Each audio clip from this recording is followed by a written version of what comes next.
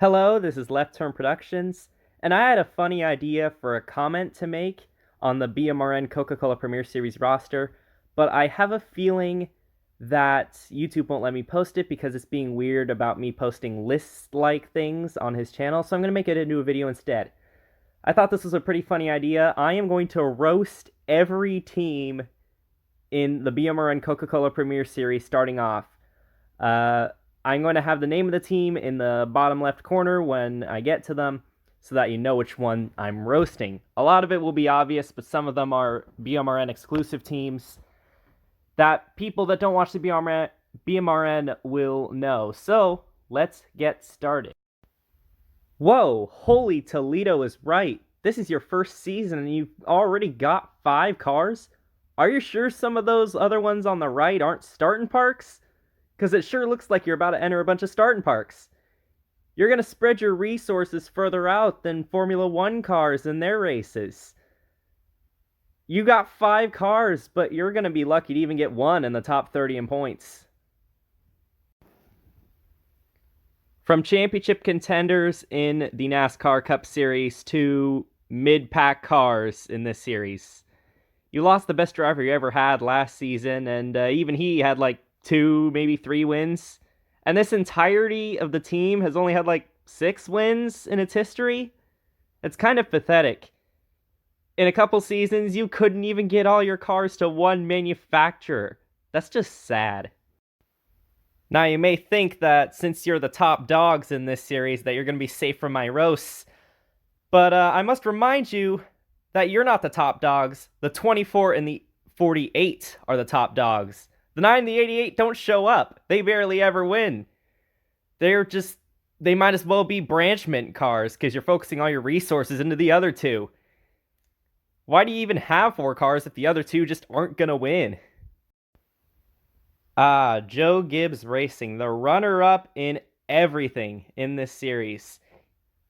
You can't keep a steady driver lineup. I mean, last year, you brought 3 new drivers onto the team. Well, 1 returning driver, and the only one that did anything was the returning driver. You've got all your eggs in one basket with that 18 car. Even the driver that you brought back, who won a championship 2 seasons ago, couldn't even make it to the Final 4. You guys need to step up your game, especially in the 11 and 20, because those 2 cars didn't even show up. They might as well have not even been on the racetrack last year. And now we arrive to Caleb Campbell Motorsports, who, from the looks of it, couldn't find a car for their star driver, Angel, so they're like, hey, let's clone the 46 car. That'll do it. These guys dominate the lower series, but can't really do much in the higher series, as they only win on plate tracks or dirt courses. Team Penske, you got those fancy Ford Mustangs for all of them except the 22, and what a metaphor that is. Because the 22 is just a tumor. Like, I could make so many jokes about this car. Last year, you had a new driver in that car, and they literally quit because of how bad it was. You can't sink any lower than that. It doesn't get worse. They couldn't even find a driver to replace them, so they just fielded their Gen 4 cars for the rest of the season. And guess what? Those drivers aren't back either. This is absolutely insane. Oh, and their attempt at the Rookie of the Year, their driver that they had, gone too. The only thing holding them up is Elizabeth. I swear. Oh, hey look, it's my team. Guess I gotta roast myself now. So this team seriously thinks that it can compete with Caleb Campbell Motorsports. I already mentioned that Caleb Campbell Motorsports barely ever wins in this series, but this team is trying to compete with them.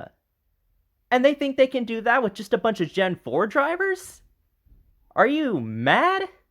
The only driver even worth mentioning is the one in that obnoxious yellow 62 right there in the middle. And that driver pissed off the series owner, and it cost him a chase spot.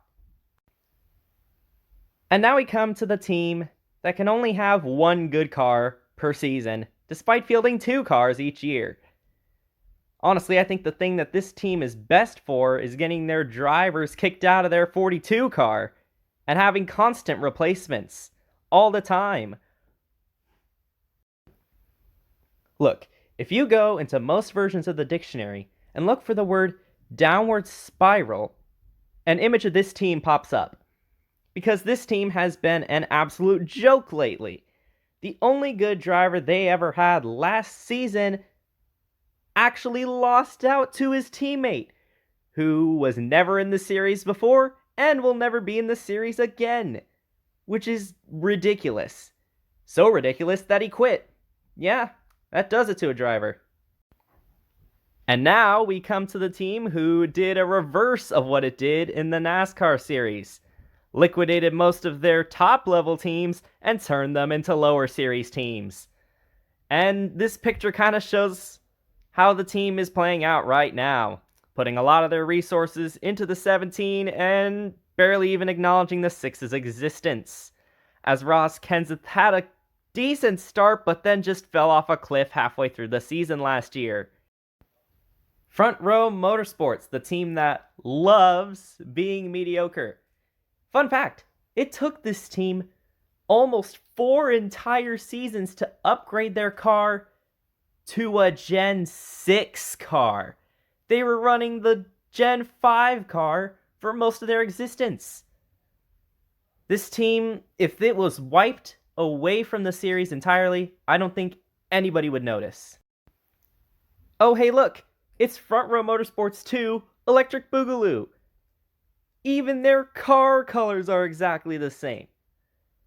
But at least Front Row Motorsports can run the whole season. This team has 2 cars and neither of them are full-time. It's the universally agreed team that is only good on road courses, both in the NASCAR Cup Series and this one. You know the team is grasping for straws when their rookie protege this year is the 4th best Kayla Campa Motorsports driver from last season in Gen 4. Ah yes, the Wood Brothers. The team that keeps the same paint scheme every year because when they see their car running in 28th place every race, it'll remind them of better times when they were able to actually compete. Wait, you mean Go Fast Racing was in this series last season? Well, I barely even noticed that car was even on the racetrack. Also, the number font tricks you into thinking that it's a Kayla Campa Motorsports car because of their much more successful number 32 Gen 4 car. But in fact, it is a rouge, trying to appear as a better team when in fact it is one of the teams that just fill out the field and scrape the bottom of the barrel of the podium every race. You know, this team's performance was never really that great to begin with. In the beginning, they were a lot like JTG Daugherty before JTG Daugherty, only good on the road courses. But it really came to mind this season just how far they've fallen when their driver ditched the team on the last race to start up his own because even that would have been better conditions than driving for this race team. Much like Wood Brothers Racing, they have this throwback scheme on, but it's just to remind them of better days when they were actually good.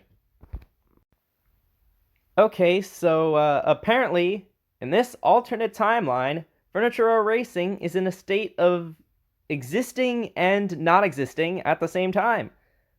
I mean, it's practically a 5th Joe Gibbs racing car at this point, and honestly, the fact that it's outrunning the 11 and 20 is just a little bit more salt on the wound of Joe Gibbs Racing themselves. But when this team eventually does collapse, I'm sure that car is free real estate for Pacific Racing to slurp up. So this is yet another team that is in that weird existing and not existing at the same time kind of thing, just like Furniture Row Racing. Except, unlike Furniture Row Racing, this one has no chance of competing, and only gets its wins off of non-points races, because they know that they have no chance in the points races. This team is still running Chevys when it's supposed to be running Toyotas. Why is that? because they know that Toyotas can't help their habit of finishing in 25th place all the time. And finally, we arrive at the team whose number choice is so close but just didn't quite hit the mark. This car is sponsored by FedEx for some reason, but the only thing that this team delivers on is being just another field filler. And it can't even make all of the few races that it shows up to. And there you go. I've just roasted every team in the BMRN Coca-Cola Premier Series season number 6. Keep in mind, I didn't actually mean a lot of things that I said. This was just for fun. I don't mean any ill will to any of the teams mentioned in this video, and I also tried to stay away from drivers. But if I did end up mentioning a driver by name, I don't mean any ill will to them as well. So yeah, that's going to be it for this video. I just thought it was going to be a funny idea, and so I've done it. What'd you think? Post your ideas down in the comments if you have a better roast. This is Left Turn Productions, signing out.